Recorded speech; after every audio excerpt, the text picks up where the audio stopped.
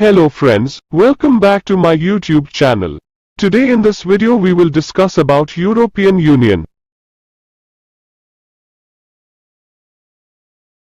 European union 28 देशों का एक समूह है जो एक संयुक्त आर्थिक और राजनीतिक ब्लॉक के रूप में कार्य करता है।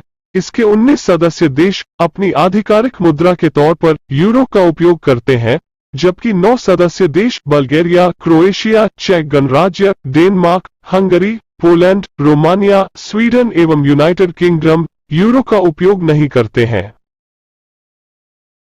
यूरोपीय देशों के मध्य सदियों से चली आ रही लड़ाई को समाप्त करने के लिए यूरोपीय संघ के रूप में एक एकल यूरोपीय राजनीतिक इकाई बनाने की इच्छा विकसित हुई, जिसका द्वितीय विश्व युद्ध के साथ समापन हुआ और इस महाद्वीप का अधिकांश भाग समाप्त हो गया। ईयू ने कानूनों की मानकीकृत प्रणाली के माध्यम से एक आंतरिक एकल बाजार इंटरनल सिंगल मार्केट विकसित किया है, जो सभी सदस्य राज्यों के मामलों में लागू होता है और सभी सदस्य देशों की इस पर एक राय होती है।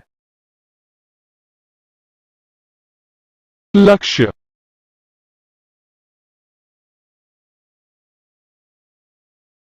ईयू के सभी नागरिकों के लिए शांति, मूल्य एवं कल्याण को प्रोत्साहित करना, आंतरिक सीमाओं के बिना स्वतंत्रता, सुरक्षा एवं न्याय प्रदान करना। यह सतत विकास, संतुलित आर्थिक वृद्धि एवं मूल्य स्थिरता, पूर्ण रोजगार और सामाजिक प्रगति के साथ एक अत्यधिक प्रतिस्पर्धी बाजार अर्थव्यवस्था और पर्यावरणीय सुरक्षा पर आधारित है।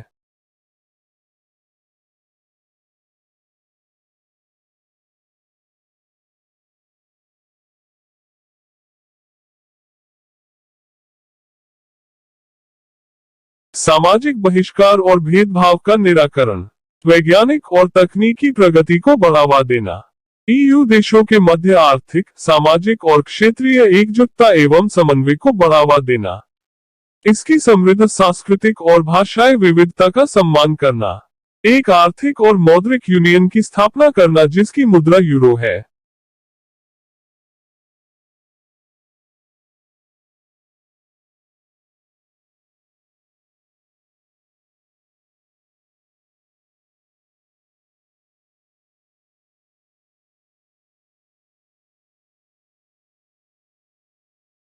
इतिहास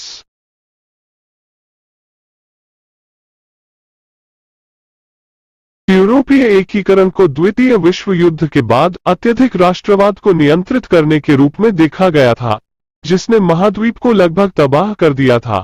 वर्ष 1946 में ज्यूरिच विश्वविद्यालय, स्विट्जरलैंड में विंस्टन चर्चिल ने आगे बढ़कर यूनाइटेड स्टेट ऑफ यूरोप के उद्भव की वकालत की।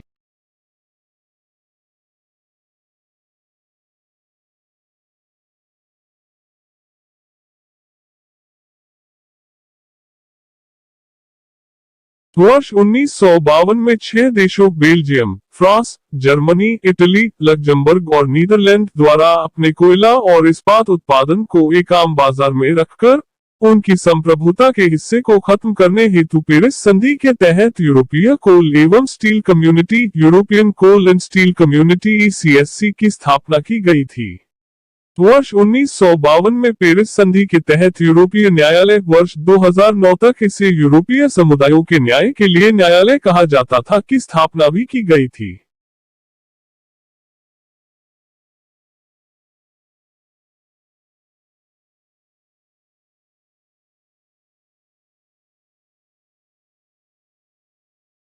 यूरोपीय परमाणु ऊर्जा समुदाय EAC या यूरेटम यूरोप में परमाणु ऊर्जा हेतु एक विशेषज्ञ बाजार बनाने के मूल उद्देश्य के साथ यूरेटोम संधि 1957 द्वारा स्थापित एक अंतर्राष्ट्रीय संगठन है।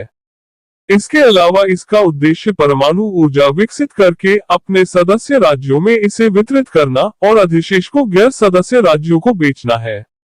इसके सदस्यों की संख्या यूरोपियन यूनियन के समान ही है, जिसका शासन यूरोपीय आयोग एवं परिषद द्वारा किया जाता है तथा इसका संचालन यूरोपीय न्यायालय के क्षेत्राधिकार के अंतर्गत होता है।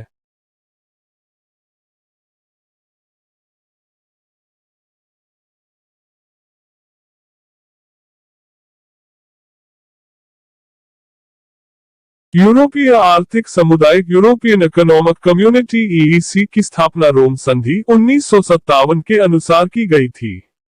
समुदाय का प्रारंभिक उद्देश्य संस्थापक सदस्यों छह के मध्य एक साझा बाजार एवं सीमा शुल्क संघ शामिल करते हुए आर्थिक एकीकरण स्थापित करना था। इसका अस्तित्व लिस्बन संधि 2007 द्वारा समाप्त हो गया एवं इसकी गतिविधियों को ईयू में शामिल कर लिया गया था।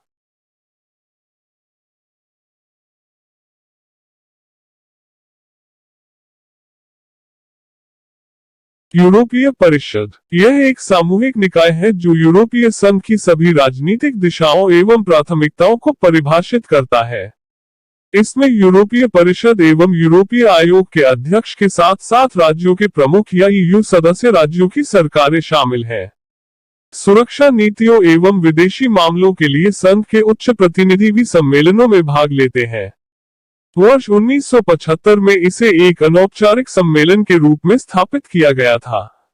लिस्बन संधि की शक्तियों को प्राप्त करने के बाद वर्ष 2009 में यूरोपीय परिषद को एक औपचारिक संस्था के तौर पर स्थापित किया गया था। इस सम्मेलन के निर्णयों को सर्वसम्मति से अपनाया गया था।